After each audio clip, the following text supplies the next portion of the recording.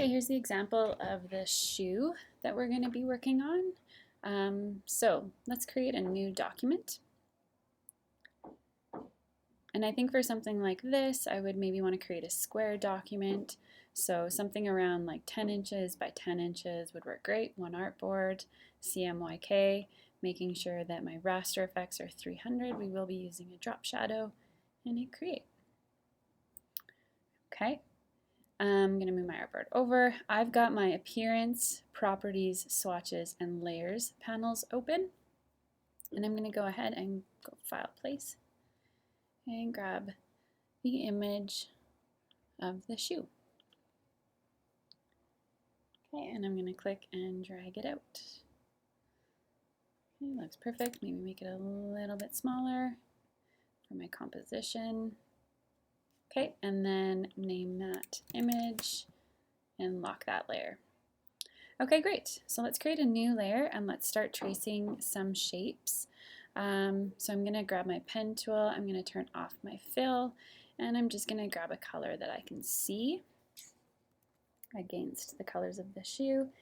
And I'm going to start tracing this white shape first. So I'm going to click and drag out some handles, make it curved. Oops, I don't have my fill turned off. Okay, so if I don't have my fill turned off, I can just hit escape to end that path and then go and do that. There we go. Bring that up so you guys can see it. And then when I roll over, it gives me the slash little icon with my pen tool, which just means that it's wanting to continue the path. So because this is a curve with two handles, I'm going to click and drag out that handle so that it continues. Okay. Do a little curve here, do a Bezier corner, so I'm going to click to convert that one. I'm going to come down here.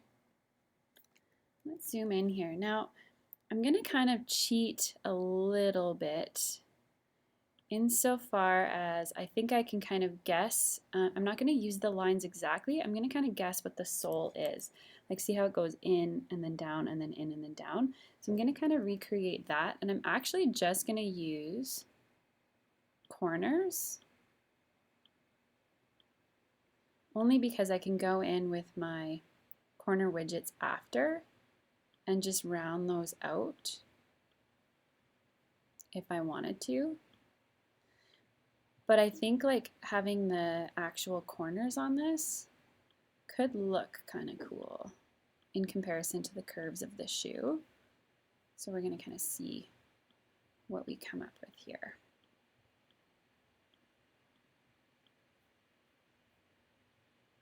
So again, I'm not necessarily using the exact line that I'm seeing. I'm using that as more of a guide, kind of guessing what the shoe is or how the shoe is designed. Here I might just go up one because we might be changing our angle. And then this, get back into my curve. And then this I could probably just join up. Okay, let's zoom out and hide our shoe. Yeah, I actually don't mind the corners, so I'm going to keep them for right now. And I'm going to just give it a quick fill. Oops, turn off my stroke. Just because I want to see what this front point looks like. Okay, I think we're good. I think we're going to go with that. Okay, so now the next shape that I'm going to do is this sort of textured part of the shoe. So we don't need to worry about this bottom line of it. So all I'm going to do, turn off my fill, give it a stroke again. I'm going to jump in and I'm going to join in with this point. Okay, so it's an asterisk, which means it's going to do a new path, which is great. And I'm going to drag out some handles, drag out kind of a curve here, just because I want to kind of insinuate that it might be a little bit bumpy, but still smooth. Okay, come up, I'm going to kind of come behind this guy, grab here and kind of bump this guy out, make this a Bezier corner.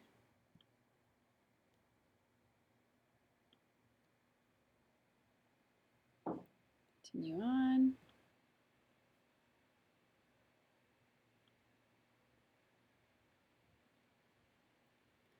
Do a top point here. Okay, I could probably actually just come straight down here. So I am going to lock into that point. Zoom out here so you can see that I've got that top line nice and sharp, but down here it does not matter. What you want to do is make sure that you're hiding this bottom line behind the outer edge of this shoe. Okay, so now I've got this shape, and let's give it a fill. Okay, and you can see obviously, obviously this is not the order in which we need it, so I'm going to drag this guy underneath.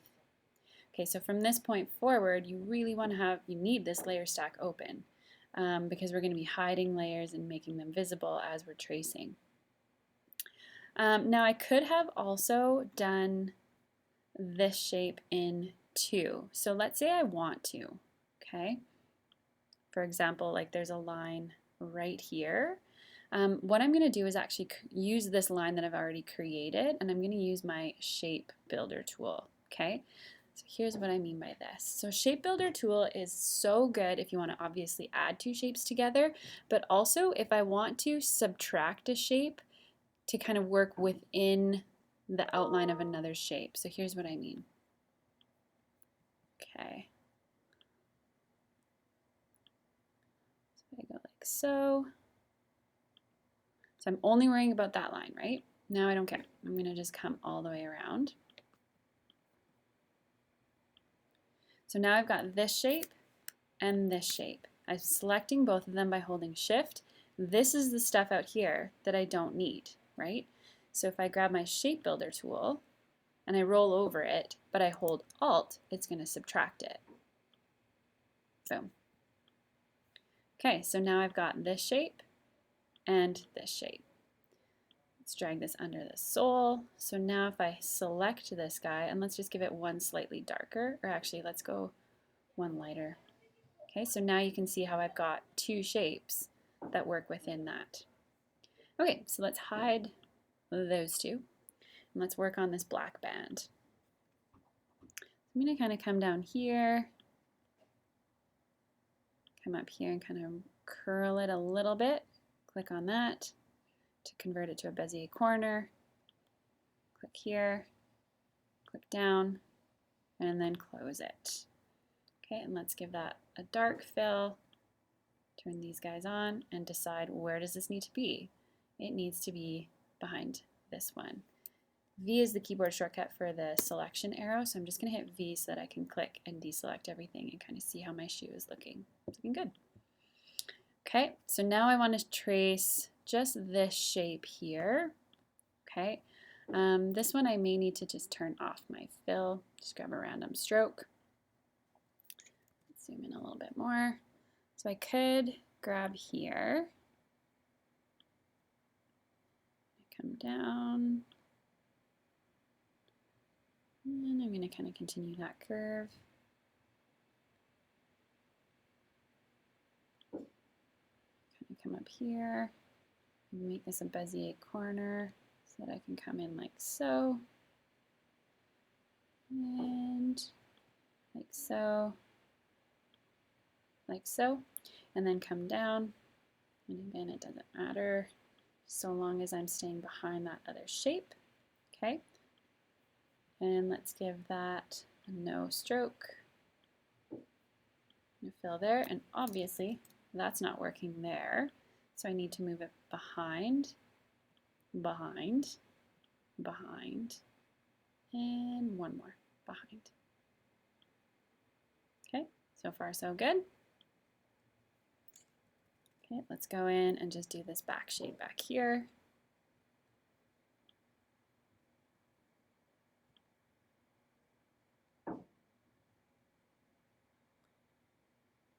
Okay, and you know what I'm also going to do? I'm going to tackle this shape here.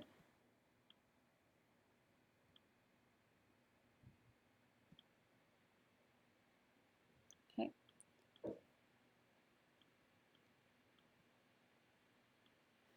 Let's give this a darker, just so we can see where we're at, and drag it behind everything.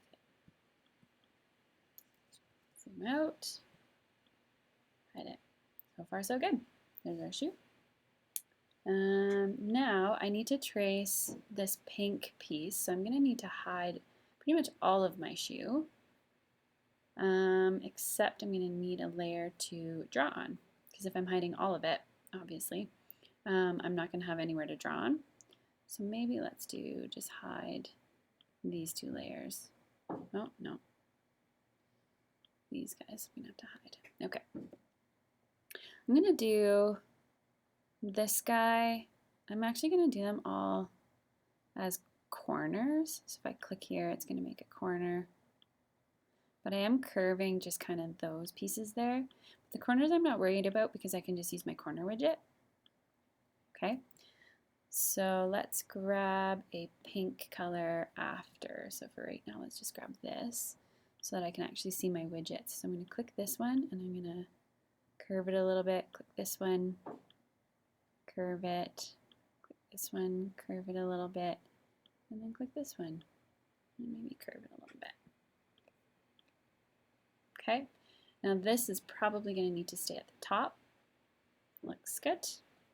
Now the only other one I kind of want to tackle are these two here. So I've got this one shape here on the sole, and then I've got kind of another, almost like a bend here.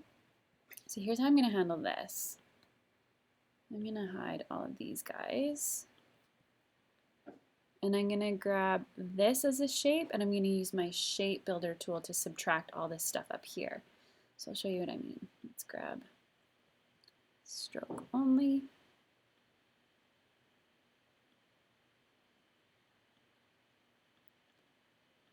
Okay. Let's take away that, give it a fill. And then let's show the sole. Hold Shift, grab both, and then I'm going to grab that shape builder tool, holding Alt, subtract that guy. So again, now I've got the possibility of being able to do a slightly lighter shape. Then the other one was this sort of line here. So let's see what I can do here. Create this line. Now it kind of disappears, but we're going to pretend. We're just going to kind of give it an entire shape so that I can come up to this line here. This is really just about giving detail. Okay, so I'm going to come up again. And then I'm going to make the sole visible, which I think was this one. Hold Shift and select it as well. Shape Builder tool, hold Alt to subtract this. Okay. Oops. Now I can select just this top shape. Oh, it is lighter already. Okay, perfect. And this one, let's just make it even lighter. Can I grab that? Oh, this one needs to be brought to the top. There we go. Okay, so now I've got this great shoe to work with. I'm not forgetting this guy, but I would just probably use a stroke to create that. So here's what I mean. Let's definitely turn off this fill. Grab a stroke. You could even use a brush tool, grab one of the tablets. Okay, and I'm going to hit escape. I don't need it to be a closed path. I think I might actually grab my white anchor and bring this down to about there. And let's up the stroke and bring this probably to the very back of the entire shoe. Okay, awesome.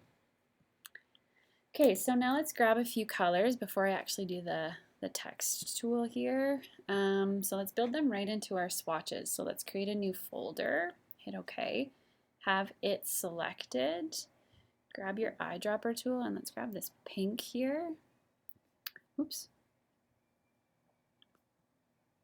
Unlock that image layer so that we can actually see it. So I'm sampling that pink. Okay, make sure your fill swatch is at the foreground. Sample that pink. Click on that folder and hit New and hit OK. So now it's thrown that color in there. I think I might just actually use this pink for the Adidas as well. But what I will do is I'm going to want a darker pink for a stroke detail that we're going to do in here. So let's double click this and go a little bit darker. This could also be handy for a gradient. Click on this folder, hit new, and okay. So now I've got a couple of tones there. Now I'm going to grab sort of a light gray down here. Actually, I don't need to use those because I can use the grays in there. I think that can be good. Actually, yeah, no, let's leave that. Okay, make this visible again. And let's grab this guy. And grab this color, shall we? This guy, let's grab this color. Oops, no stroke. Change the fill color of that. So far so good. The other ones we can kind of deal with in a sec. Okay, so now that text, I'm going to lock that photo layer again, and I'm actually going to hide it. I'm going to just write the word Adidas. So clicking once, Adidas, and I'm going to hold Shift to scale it up, and I'm going to try to find a font that has the same A.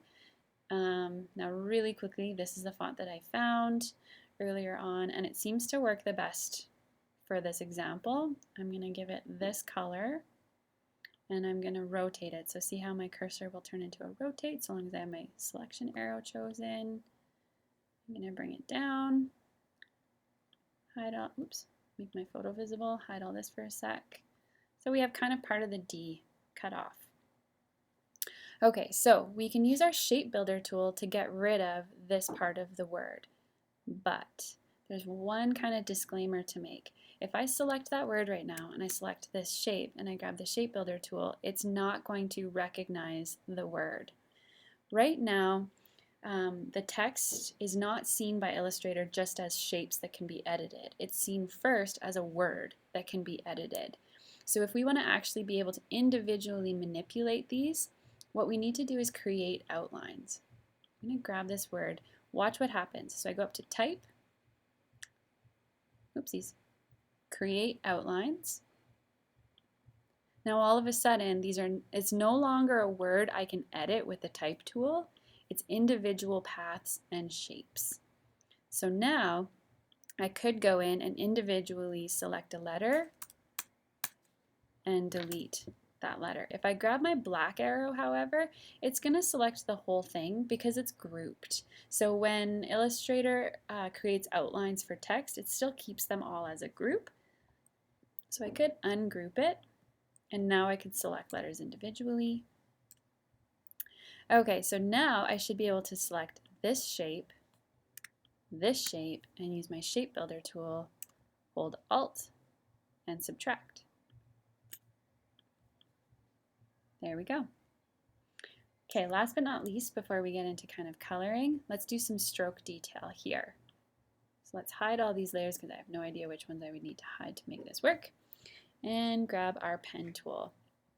Turn off our fill, grab a stroke, and just click once, click once, click once, click once, click once.